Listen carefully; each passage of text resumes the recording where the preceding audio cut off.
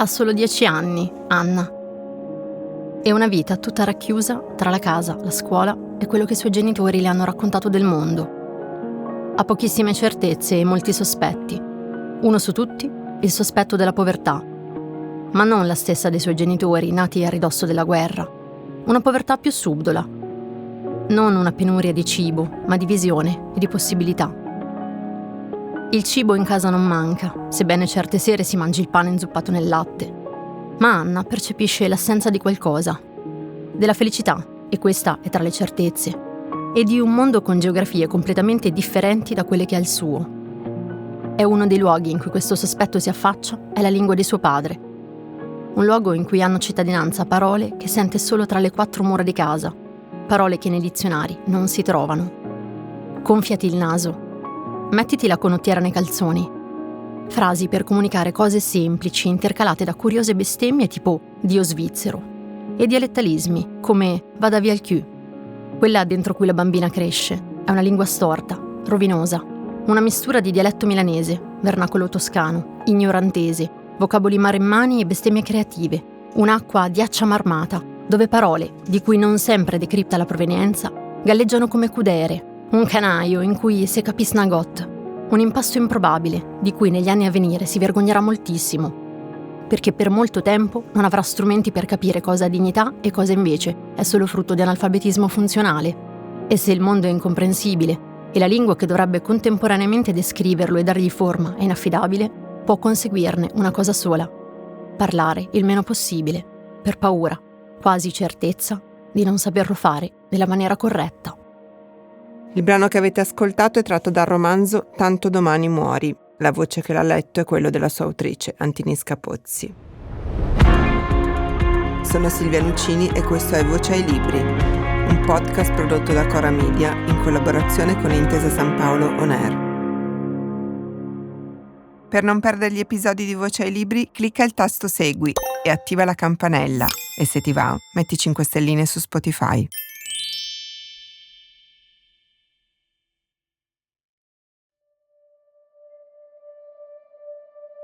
Questo libro si apre su un giorno di quasi precisamente 41 anni fa, il 14 gennaio 1985, il giorno in cui Milano si sveglia sotto un manto di neve che come un incantesimo immobilizza la città. Io c'ero, andavo al liceo e quel giorno ho camminato 5 chilometri per arrivare a scuola. Quella mattina anche Anna, la protagonista di questa storia, va a scuola, lei alle elementari. La scuola per lei non è, almeno all'inizio, un luogo felice, perché lì si sente strana e diversa. E gli altri bambini, che come tutti i bambini hanno un fiuto speciale per il disagio, la bullizzano. A casa non va tanto meglio, la madre Adriana è depressa e violenta, il padre Nino è un bravo uomo, ma lavora sempre, i fratellini litigano. Quella di Anna è una famiglia che, nei dorati anni '80, fa fatica a tirare avanti. Il romanzo ci porta indietro nel tempo per conoscere come Nino e Adriana sono arrivati lì e poi avanti, lungo la vita di Anna, e ci fa chiedere se non ci sia un destino che guida certe vite e quanto da quel destino ci si possa, anche sforzandosi, davvero allontanare. Antinisca, partiamo da Nino e Adriana, 2 persone che, anche se giovani, hanno in un certo senso già fallito. Nino sognava e aveva i numeri per diventare un calciatore, ma per assecondare la giovane moglie rinuncia alla sua carriera. Adriana aveva un buon lavoro, un lavoro anche di prestigio, guadagnava più del marito, ma a causa dell'arrivo del terzo figlio rimane a casa. Tutti e 2 fanno un sacrificio di cui pagheranno un prezzo altissimo. Sì, la domanda è appunto il fallimento su quale metro lo valutiamo. In questo caso è un fallimento soprattutto legato a una carriera sportiva per lui, lavorativa per lei, e legato appunto ai sogni originari, ed è un fallimento dovuto però alla scelta invece di una riuscita da un punto di vista invece affettivo, familiare. Entrambi costruiscono una famiglia nel tentativo, lui di replicare una felicità che ha già vissuto nell'infanzia e lei nel tentativo invece di costruirne una, perché le è mancata, in gran parte le è mancata. E questa scelta si rivela in realtà appunto fallimentare, non solo per i rispettivi sogni, ma anche per la loro vita emotiva e personale. Resta una domanda, appunto, no? Su cosa scegliamo quando scegliamo e che cosa davvero sia sacrificabile dentro le nostre vite, perché tutti vorremmo tutto, forse vorremmo realizzare i nostri sogni, i nostri desideri, ma vorremmo anche degli affetti, delle famiglie, delle vicinanze, quindi la felicità ha molti nomi e molti volti. Apparentemente non è possibile averli tutti.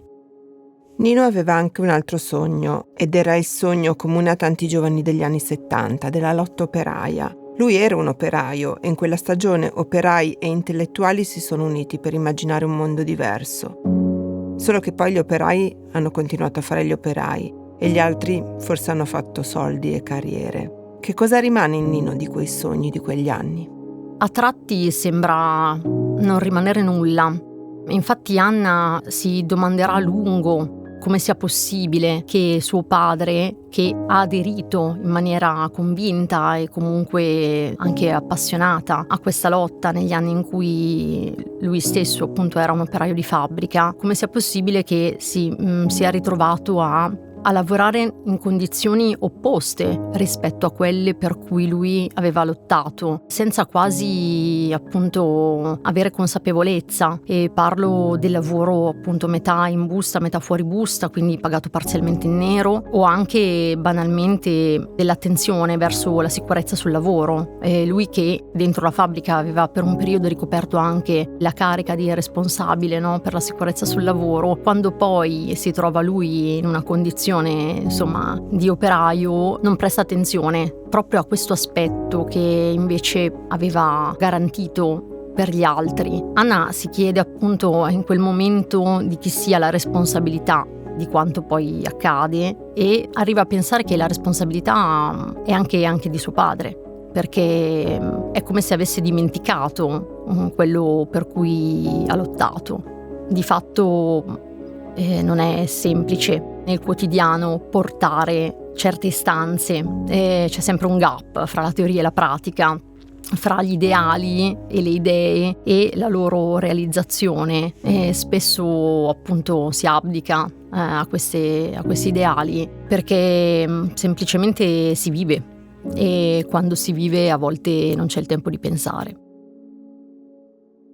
Anna, la protagonista, è figlia e frutto delle fatiche dei suoi genitori. Vive con la costante sensazione di non essere come gli altri, non avere i Dr. Martens, le cose giuste, ma soprattutto, come ci ha chiarito la lettura che hai fatto all'inizio, si vergogna della sua lingua, la lingua dei suoi genitori, una lingua figlia non solo dell'ignoranza, ma anche di pensieri minimi, basici. È molto interessante questa riflessione sulla lingua, perché ci ho trovato qualcosa che assomiglia ai racconti dei ragazzi di seconda e terza generazione che desiderano essere integrati e un po' si vergognano di come parlano i loro genitori, ma succedeva anche agli italiani in America quando eravamo noi ad emigrare. Come ti è venuto questo pensiero sulla lingua? Ma questo è un pensiero che io faccio costantemente, che nasce dalla mia esperienza personale, che mi accompagna anche tutti i giorni nel mio quotidiano. Io insegno in una scuola media pubblica e quindi mi trovo tutti i giorni, a mio malgrado, a volte a riflettere sulla lingua che insegno, quella che sta, diciamo, la grammatica normativa che sta dentro i libri e quella che sento parlare dai miei alunni, dalle mie alunne, e capisco che questa scollatura che Anna sente nel libro c'è ancora, ed è non solo una differenza fra la teoria che sta dentro i libri e la pratica che sta in giro, è proprio un mix che è difficile da interpretare, perché la lingua che parliamo mette insieme tanti fattori, tante provenienze, una su tutti quella sociale, che nel libro appunto viene messa particolarmente in risalto, quindi ci sono provenienze culturali, quindi la lingua madre, la lingua magari in casi che mi trovo anche in classe invece la lingua acquisita. Poi molti alunni e alunne si trovano un po' in una bolla perché la lingua madre è solo parlata e la lingua acquisita è solo scritta, e quindi si trovano un po' come Anna in un mondo di parole che fanno fatica a decifrare, perché appunto non è una cosa sola questa lingua, non è un organismo compatto, ha dentro tante dimensioni, e io soltanto adesso sono riuscita, pensandoci molto e confrontandomi sia con il presente che vivo che con il passato, a dare un nome a questo impasto e anche a capire il senso che può avere, ma che non è scontato che abbia, quindi bisogna anche un po', forse questo lo dico da insegnante, guidare nella comprensione delle multidimensioni che ci sono dentro la lingua. Senti, alla fine del libro, sempre parlando di lingua, Anna, che a quel punto avrà acquisito invece una grande padronanza dell'italiano, la sua lingua madre, con grandi sfumature, insomma, sarà una donna di cultura, si sentirà tradita dalle parole. Perché? Perché purtroppo arriva un momento in cui risulta evidente che le parole non bastano, non sono comunque sufficienti, e se non possiamo smettere di cercarle, perché insomma la ricerca della parola giusta è credo fondamentale per tutti, non solo per chi scrive, è il modo anche in cui diamo forma alla realtà, trovare una parola corretta. Tuttavia, insomma, la realtà difficilmente può essere restituita nella sua interezza e nella sua complessità dalla parola. Succede qualche volta, ci sono delle illuminazioni, spesso, almeno per quanto mi riguarda nella poesia, ad esempio nel linguaggio poetico, ma è difficile riuscire a trasferire proprio tutto, rimane sempre una qualcosa che rimane al di qua della parola, e forse è giusto così. A un certo punto ti chiedi e scrivi: quali perversi e persistenti meccanismi sociali hanno trasformato una possibile evoluzione in una disfatta umana di simili proporzioni? Ecco, lo vorrei chiedere a te. Quale vite si allenta in questa ruota che doveva girare e andare avanti? Diciamo che l'intero romanzo si appoggia su questa domanda e non credo che esista una risposta. Credo che esista l'accettazione della domanda, che è quello che alla fine del libro la protagonista trova una sorta di accettazione, e l'accettazione di restare nel mezzo, in una terra di mezzo che non è solo appunto a livello sociale trovarsi a metà fra il luogo da cui si proviene e il luogo in cui crediamo di essere arrivati. È proprio trovarsi nel mezzo della domanda e capire che si può anche rimanere lì senza necessariamente avere in mano una risposta, ma continuando comunque a cercarla. Nel destino di sua madre e poi di Anna incombe la Canuta, una specie di fantasma, di leggenda. La vecchia dai capelli bianchi che se ti guarda negli occhi porta sciagure. Che cos'è questa Canuta? E la Canuta è una figura a cui io sono molto legata, è una figura di invenzione in cui ho cercato di coagulare tutto, diciamo, il portato soprannaturale, magico, superstizioso, scaramantico che io stessa ho ereditato da una parte della famiglia, che mi riporta a una dimensione più arcaica, sicuramente più rurale dell'Italia, e soprattutto che mi ricorda che per ogni cosa che materialmente avviene nel mondo ci sono degli echi, c'è qualcos'altro di indefinito che vive dentro di noi. Essendo io molto legata alle immagini, ho avuto il bisogno di oggettivare questo mondo altro e di appunto dargli un corpo, e più che un corpo uno sguardo, che è uno sguardo micidiale appunto, e un'immaginazione, no? Questi capelli che fluttuano, un'idea di permanenza ma anche di impalpabilità, un'idea di antichità, quindi di vecchiaia, ma anche di estrema giovinezza, perché di fatto è portatrice di futuro, per quanto appunto sia un futuro di disgrazie, e anche di suono, perché io quando me la immagino percepisco appunto questo leggero grattare delle mani, questo soffio della testa che si muove da destra verso sinistra, e niente, insomma, ho preso appunto tutta una serie di racconti, di immaginazioni che mi sono arrivate e le ho, diciamo, incarnate in questa figura. Uno degli appuntamenti a cui la Canuta si presenta, e lo dico perché c'è nel comunicato della tua casa editrice e quindi non faccio uno spoiler particolare, è il giorno in cui Nino muore, schiacciato sotto il peso di un'auto di lusso. C'è qualcosa di molto simbolico in questo. Sì, perché quello è un momento estremamente drammatico, che va a raccattare, no, appunto in maniera simbolica tutto il percorso e la storia che Nino, ma non solo lui, ha fatto nel corso della sua vita. Ed è un momento appunto che ho cercato di descrivere in modo più delicato possibile, per quanto esista un peso proprio in tonnellate di questo ferro che gli cade addosso, ma ho cercato proprio il contrasto. È qui forse il momento in cui sembra che le parole non siano sufficienti, perché appunto a volte non restituiscono l'importanza e la simbolicità di certi istanti, però ci si prova. Casa, auto, lavoro, tanto domani muori. È da questa scritta che Anna legge vicino a casa sua che viene il titolo del romanzo. Ma non è forse la sintesi un po' della vita di tutti noi questa? Sì, lo è. Infatti, questa è insomma è una scritta che campeggia su un muro in questa via a lungo scorrimento che c'è alla periferia nord di Milano, ed è una via dove tutti i giorni passano moltissime persone, passano quasi sempre in automobile e appunto passano per andare al lavoro o tornare a casa, e quindi è estremamente pertinente. È una scritta che forse in molti adocchiano oppure non notano, ed è lì proprio come un monito, perché ci riguarda tutti, siamo tutti presi da un quotidiano che appunto è quello della nostra casa, no? Dei nostri affetti e del lavoro, dei possedimenti materiali, c'è l'auto, ma potrebbero essere molte altre cose, insomma. E in questo movimento di andare e venire dentro i giorni, appunto spesso perdiamo il focus, che è quello di un futuro in cui non ci saremo più. Quindi è una sorta di brutale carpe diem, diciamo. Memento mori moderno.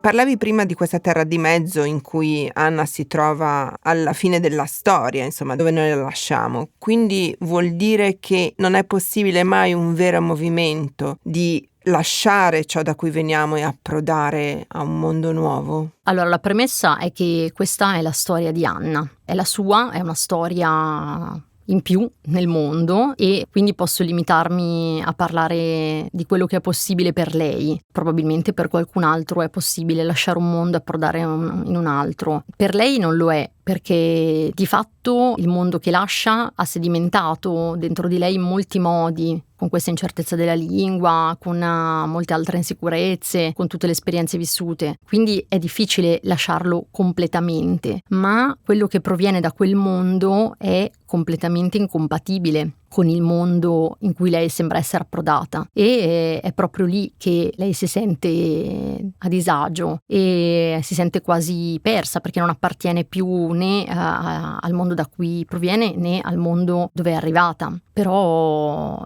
deve stare lì, deve accettare.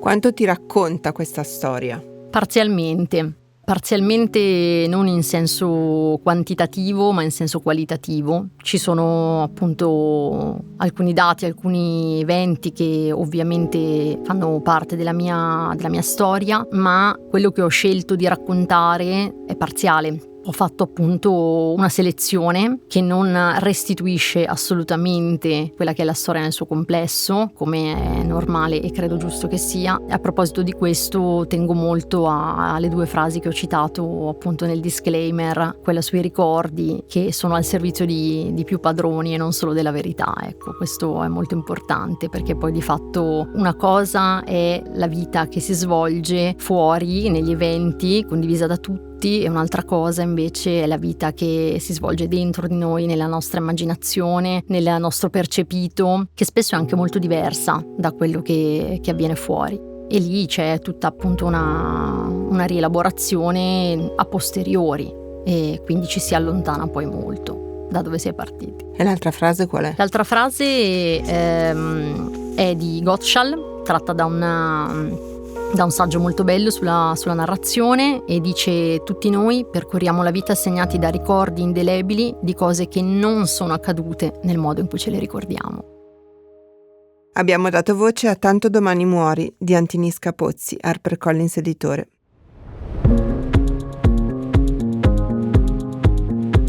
Voce ai libri è un podcast di Cora News prodotto da Cora Media in collaborazione con Intesa San Paolo On Air. È scritto da Silvia Nuccini.